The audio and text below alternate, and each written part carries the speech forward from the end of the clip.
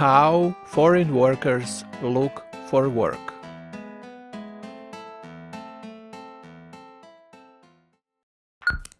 Let's quickly compare Canadian job search process with the foreign workers job search method. You will notice a couple of very important differences. Two main differences are that foreign workers cannot count on support and assistance from Canadian job search organizations, and most foreign workers do not have family and friends in Canada who can recommend them to the Canadian employers or give them job leads. Job search is much more difficult for the foreign workers than for Canadians living in Canada.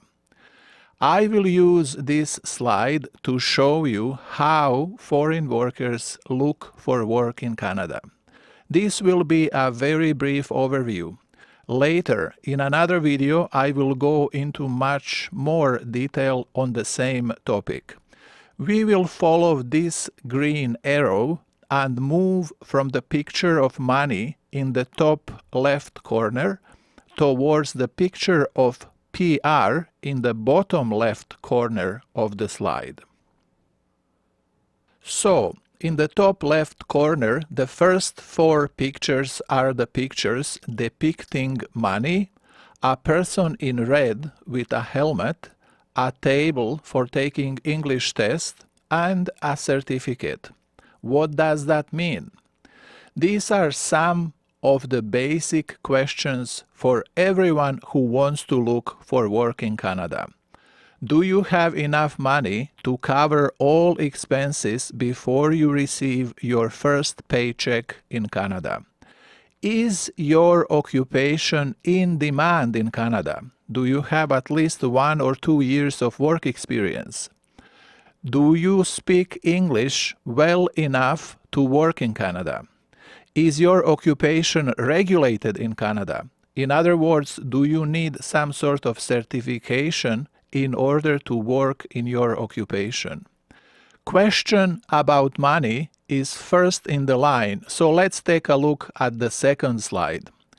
In this slide, you can see what are the basic expenses that foreign workers may have to cover before they receive their first paycheck in Canada.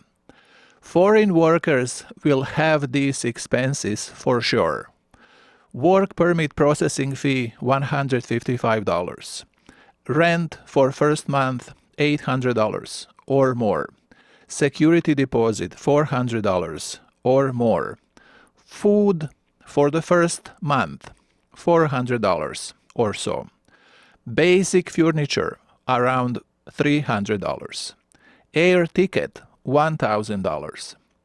Temporary accommodation after arrival in Canada $300.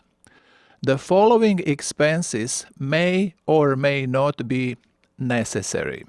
Paying immigration consultant to assist the employer with LMIA application $2,000. LMIA Service Canada processing fee $1,000. Sadly, some employers expect foreign workers to pay this fee, even though this is employer's responsibility. Transportation $2,000 or more in case a car is needed to get to work. Once those questions are out of the way, foreign workers must find out what NOC code is for their occupation. For example, carpenter will find out that NOC code for their occupation is 7271.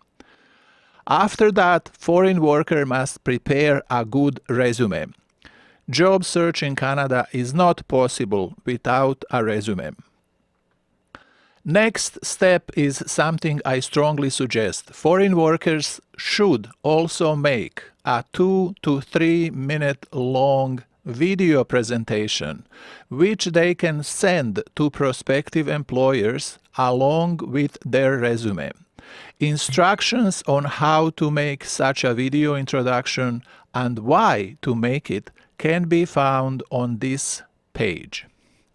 Next step is to create a list of at least 100 prospective Canadian employers.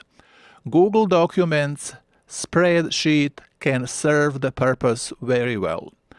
After that, a foreign worker should contact at least 10 Canadian employers per day using email. Detailed records should be kept regarding all contacted employers. Link to the video presentation should be sent to employers along with foreign workers' resume and cover letter.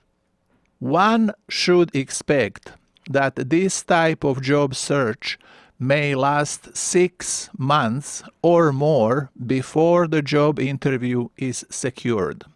Finally, Canadian employer will arrange a Skype job interview with the foreign worker.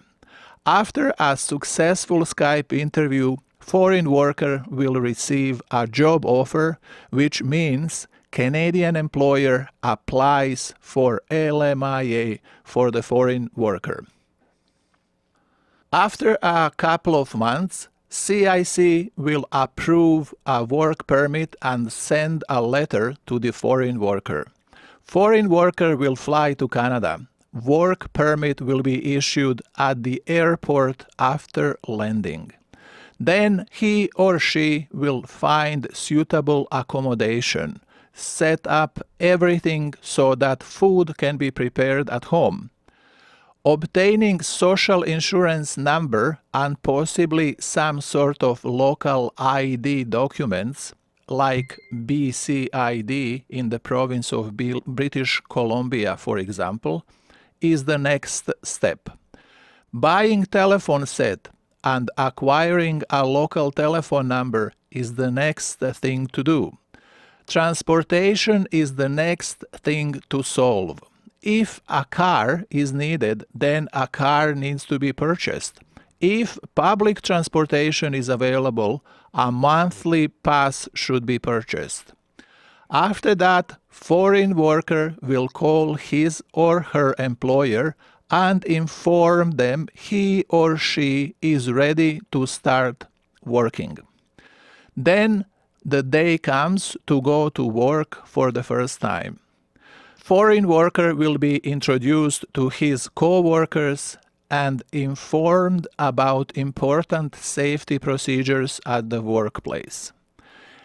And finally, he or she will start his new job in Canada, which will eventually lead to his or her permanent resident status in Canada.